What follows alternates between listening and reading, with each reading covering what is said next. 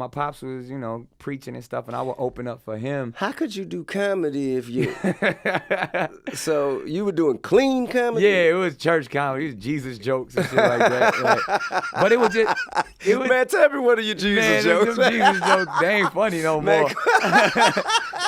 They was cute. I was cute. Like, I wasn't really funny, but it's just like doing stuff with, you know, the Shadrach, Meshach, and the big black Negro, all of that type of stuff. Taking little Bible stories and putting a little urban spin on them. But it was gimmicky.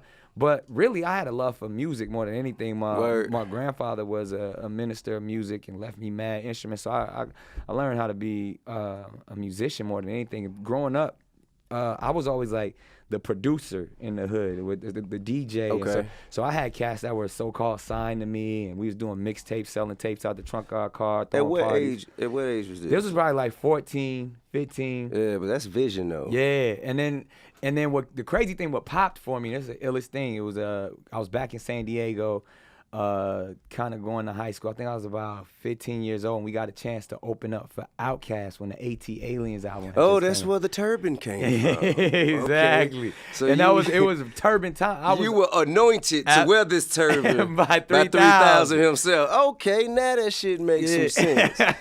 But you know what? Like, that was a moment for me because the crazy thing, we opened up for Outkast in San Diego. It was a dream come true. Met them real quick, but the dude who hosted the show was Guy Torrey. Gotcha. He funny as hell. Yeah, and he had Fat Tuesdays up in L.A. Okay. Where everybody was coming through. Church. And Chris Tucker, Eddie Griffin, Dave Chappelle, and all that stuff. And I was up there rapping, and he was like, "Man, you funny too. You should come up." And ever since that day he invited me, I would drive up to Hollywood every week. And I would rap and do comedy as people would come into the comedy store. And I was kind of like warming up the crowd. And from there, that's when people started to see me. Everybody from Shaq, Jamie Foxx, Will Smith, they would see me on stage. Right. And then, you know, I was a 15-year-old kid doing that. So that's kind of how I got put on. You were rapping, but then they recognized your ability to do comedy. So you were kind of like, you were going back and forth. Yeah, you know what's crazy too? This is the illest thing. Like, I don't know how our bios got mixed up. I used to hear this all the time, like in the early 2000s, that people said that me, you, and Chingy had a rap group when we was kids. And everybody, they would ask, I was like, nah. I was like, maybe they started. I was like, I was in a rap group called The Bomb Squad, like, and that was the whole thing, but I don't know how that They probably just thought we looked alike. That's what just three light-skinned niggas. Exactly. Let's put them together, man. Exactly. Call them a group. But nah, I remember even, you know, moving around Atlanta, man, and seeing you do your thing on the come up, like that shit, that was impressive, man. People, you was the talk of the town, like early 2000s. I appreciate that.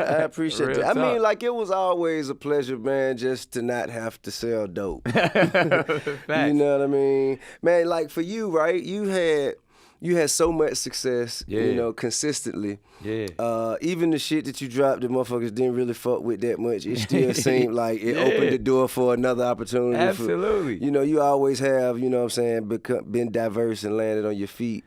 I remember when you were on a show, I think it was NBC. Yeah. You were on the show at NBC, and then you decided to do a stand-up special. Yeah. And you felt like that stand-up special, you were kind of, you know what I'm saying, did you feel like you had been given an ultimatum as to not do it, or you just felt like the material was going to lead to the end of that it was during the time when we was out there, you know, moving as activists, you know what I mean? And, you know, we was showing up in St. Louis, New York, marching, and I felt like this was the time, it was my third stand-up special that I was like, yo, I got to be a little bit more poignant. I got to be to the point. And I called it Stand Up, Don't Shoot.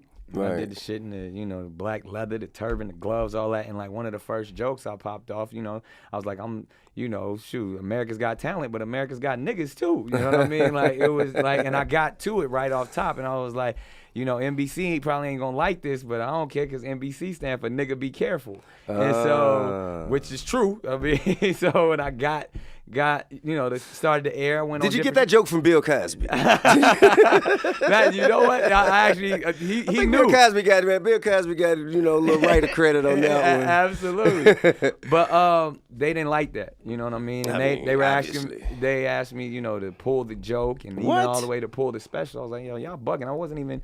I may be employed by you guys on something else, but this is a whole different art form. This is a whole different platform.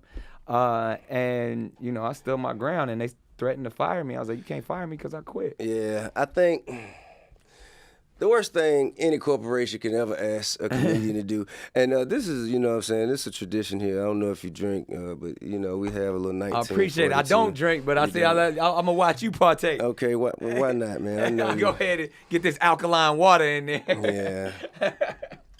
This is how Brother Nick Cannon stays rich and on time for all of his endeavors.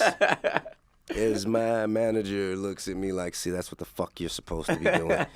We'd be a lot richer if we did. We'd be a lot richer. We'd be rich as Nick if we could just cut the shit, Tip. Hey, man, hey, you pretty damn rich, Tip. So keep doing what you're doing. Man, you know what, man? To me, it's about being rich in opportunity. You know, as long as the things that I do continue to speak for the voiceless and provide me with new opportunities, I'm good. Man, I look up to all the things you do. I can even say that there's times where I've been envious of your moves, just because. I mean, you've had such the journey that I feel like is gonna go down in history as one of the greatest to ever do it. Like, man, thank you. And just really like from all the adversity that you face. That's what I was about to say, man. Were you envious of me when I had to go to prison? But I was